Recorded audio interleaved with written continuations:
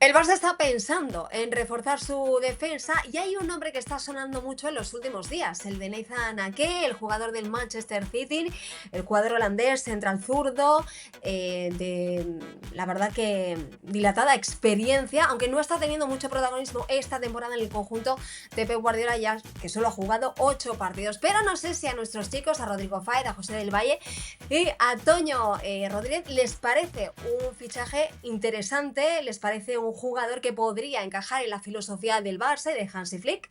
Así que nada, todos vuestros chicos. José del Valle, ¿qué te parece este nombre que está sonando tanto en los últimos días para reforzar la defensa del Barça, que recordemos está tocada con esos problemas de salud mental que está atravesando Ronald Araujo y también con esa lesión de Christensen que apunta a estar fuera unos 4 meses? ¿Qué te parece?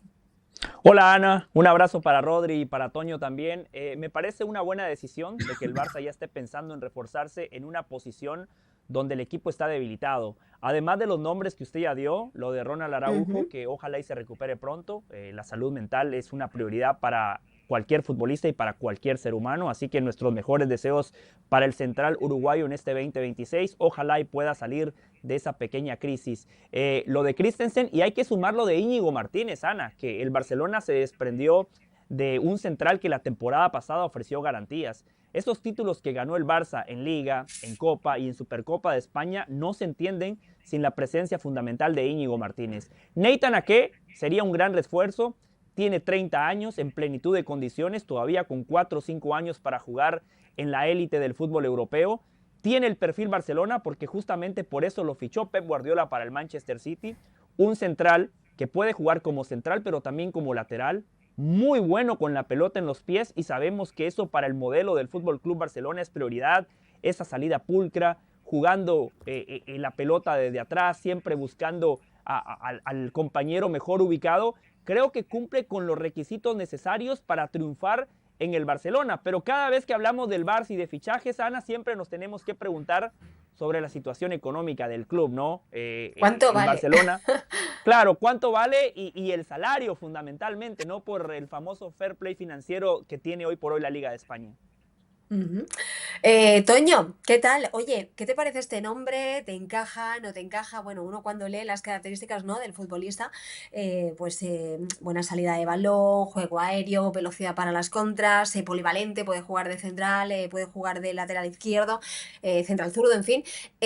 Pero te encaja en la filosofía y sobre todo si estás de acuerdo con el tema de José, ¿no? Todo lo que significa, pues, o lo que implicaría a nivel económico para el Sí, Barça. a ver, él tiene contrato hasta el 2027. Lo lógico sería un préstamo.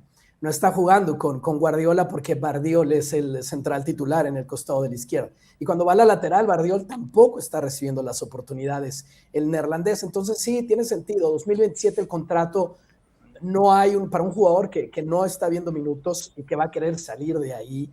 Y Guardiola no es de los técnicos aferrados que no dejan salir a los jugadores que no están felices por un tema lógico de minutos.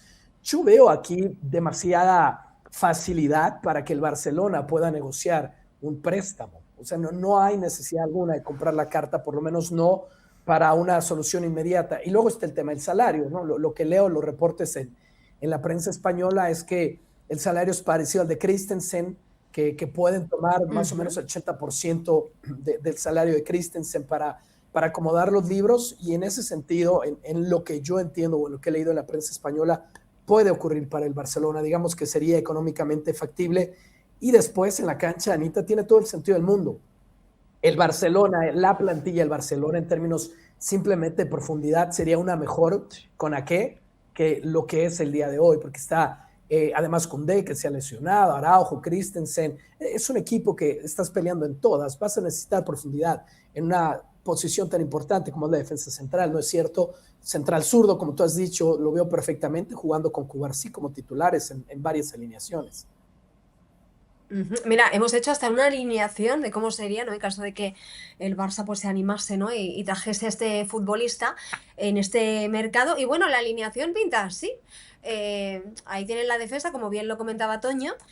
No sé si te cuadra o no te cuadra, si crees que al final estos son muchas noticias que igual, ¿no?, en estos días pues llenan periódicos y tal, pero luego al final no se llevan a cabo.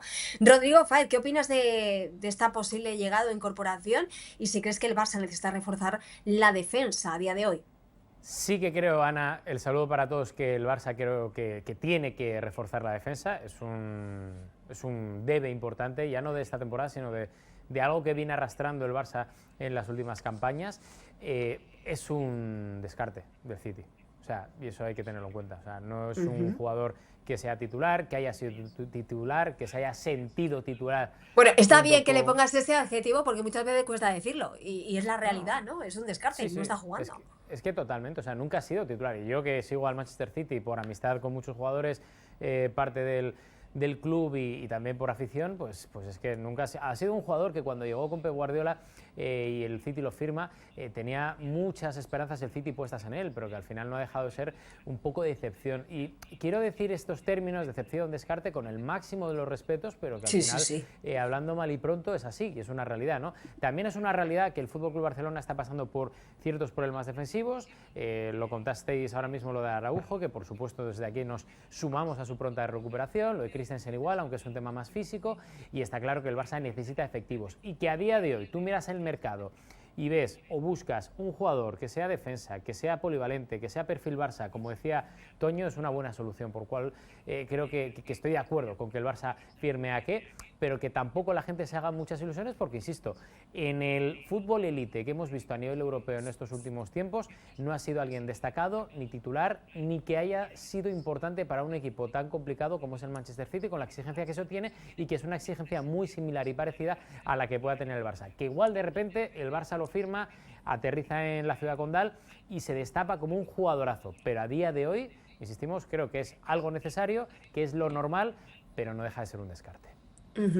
Pues mira, a raíz de eso, la pregunta la tengo para ti, José. Si realmente va a reforzar una defensa que, bueno, a pesar de las bajas que hemos comentado y a pesar de, tú lo decías, ¿no? La salida de Íñigo Martínez, que al final sí que ha hecho mella, en el Barça, si realmente va a ser un tipo que tenga unas garantías de mejorar una defensa que tiene una forma de trabajar muy específica, que es una defensa pues con unas características que no está en otros equipos, o sea, que no es de otros equipos y con muchas peculiaridades, ¿no? Como es la defensa del Barça.